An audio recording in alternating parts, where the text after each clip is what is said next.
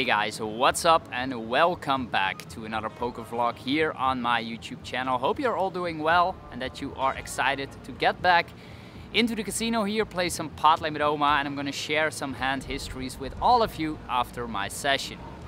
7 weeks ago I moved to the city of Barcelona together with my girlfriend, and so far it's been a beautiful experience. I've been really enjoying my time here in the city. I didn't play as much poker, especially in the first few weeks when I was mostly just getting used to the city, experiencing life basically here. But now I definitely want to get back into it.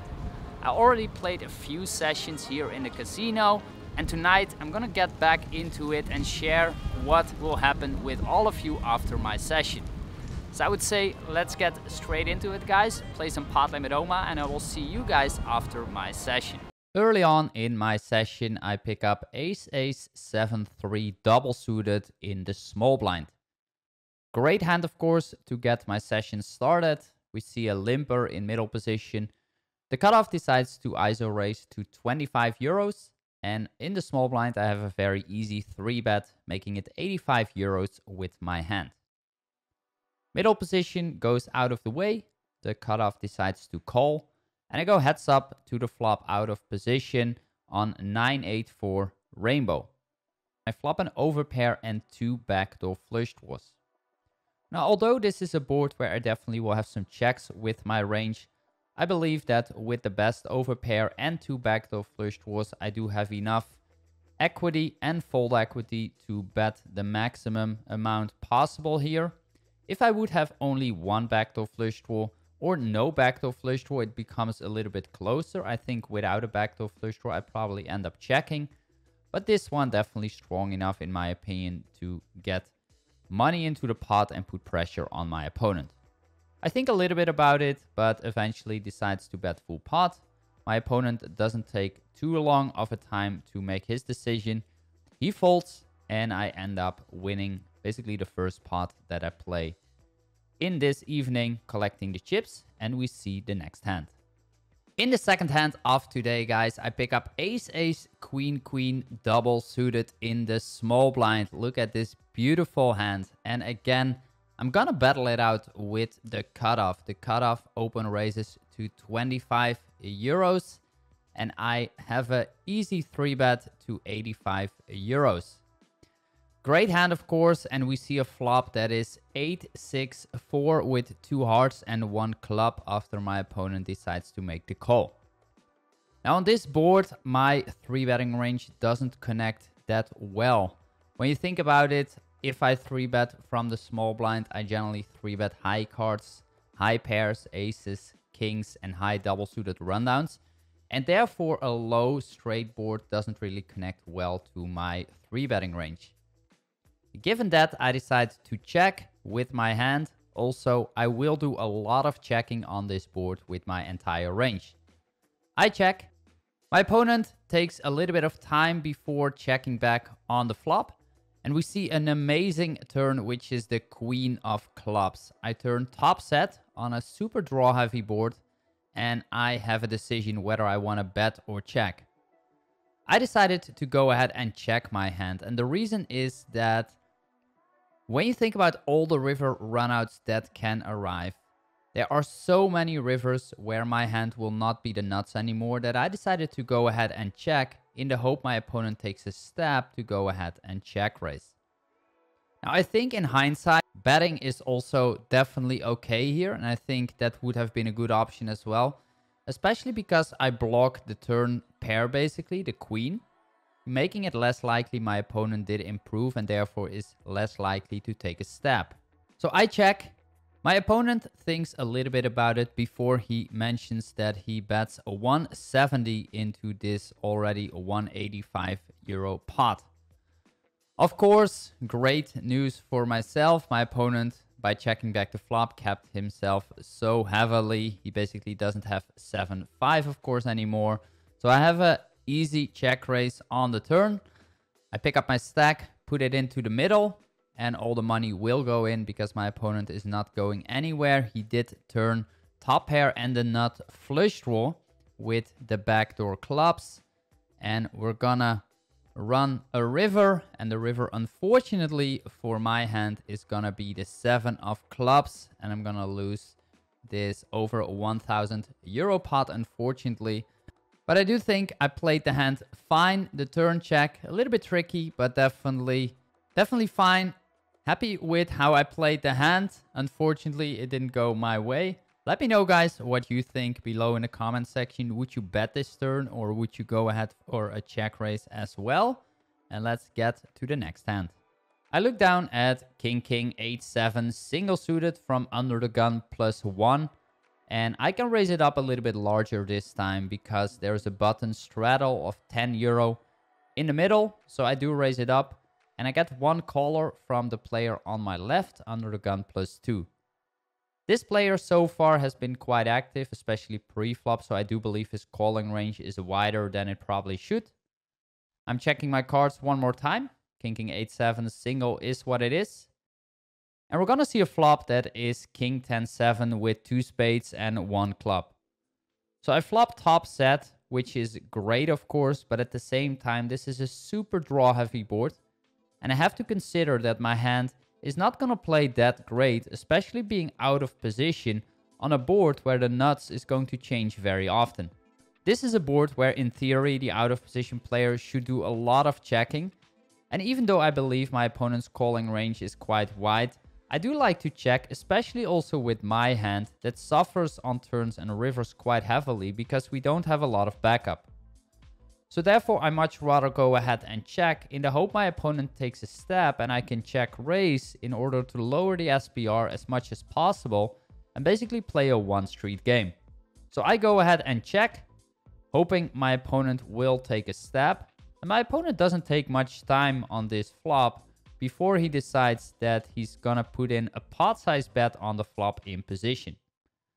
Of course, great news for my hand. I'm gonna take a little bit of time to show my opponent that I have a decision here before, of course, coming in for a full pot size check raise and trying to get as much money into the middle as I can. There we go. The chips go into the middle.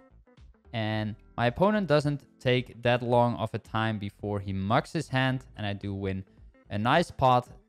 In the next hand, I sit on the button where I do look down at ace, queen, 10-7, single suited, unsuited to the ace.